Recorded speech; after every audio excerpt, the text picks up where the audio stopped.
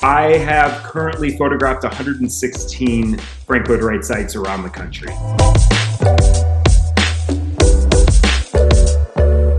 The actual birth or genesis of the project was actually kind of an accident and a surprise to me.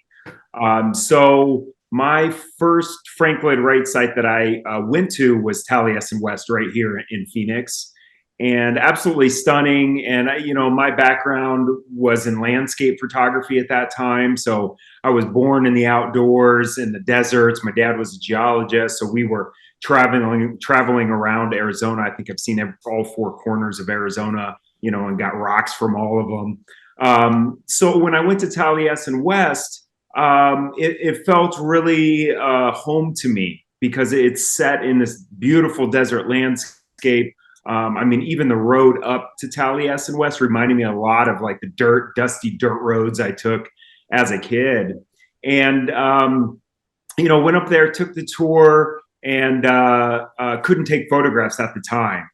And so I was kind of bummed about that and went back, was talking to a friend that night, and she had a connection with this gentleman named Dr. Rourke, who at the time was Wright's personal physician. He has since passed away, but was living at the time. And she said, well, let me, see if I can hook you guys up and see if you can go up there and take photos. At this point, I was still an amateur photographer. I'd only really done landscape work. And so the stars aligned, and the Frank Lloyd Wright Foundation was very gracious enough to let me come up there and photograph. This was one sunset. If the photos were good enough, they would have them, I would have them, and that would be it. And so, long story short, they liked the photographs. I got a beautiful sunset from Mother Nature, God, Buddha, whoever you believe in, which really helped my photographs.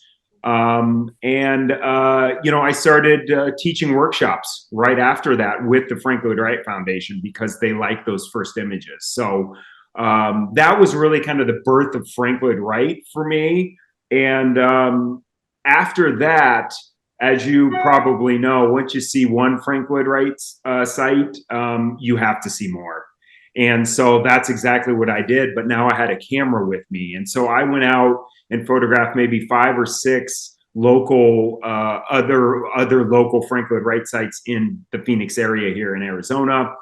And a woman by the name of Lauren Gilger from NPR got news of this and said, hey, why don't you come on the air and we'll just talk about Frank Lloyd Wright photography. And I was like, all right, somebody's interested in this. Okay, cool.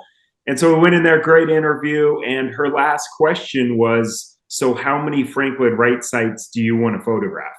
And there's only one answer to that question. And I was like, well, all of them, of course. Honestly, I don't even think I knew how many Frank Lloyd Wright sites there were around the world at the time. But it was a wonderful start to the project, whether I knew it or not. And it was nice because it was done locally here, and it's on radios recorded, so everybody can hear it, and I can go back and listen to that. But really that was the birth of the project, and it really created a path for me in my photography and a purpose for my photography as well.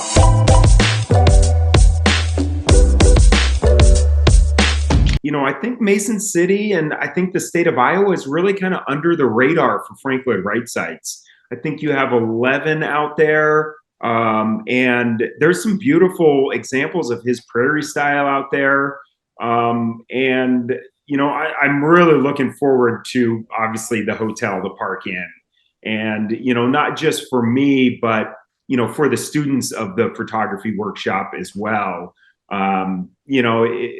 As we were talking about Taliesin West, it's not something you see, it's something you feel. And what better way to experience Frank Lloyd Wright than to essentially live in one of his designs? And, for better or for worse, you are going to be living in his designs. Some of them aren't perfect.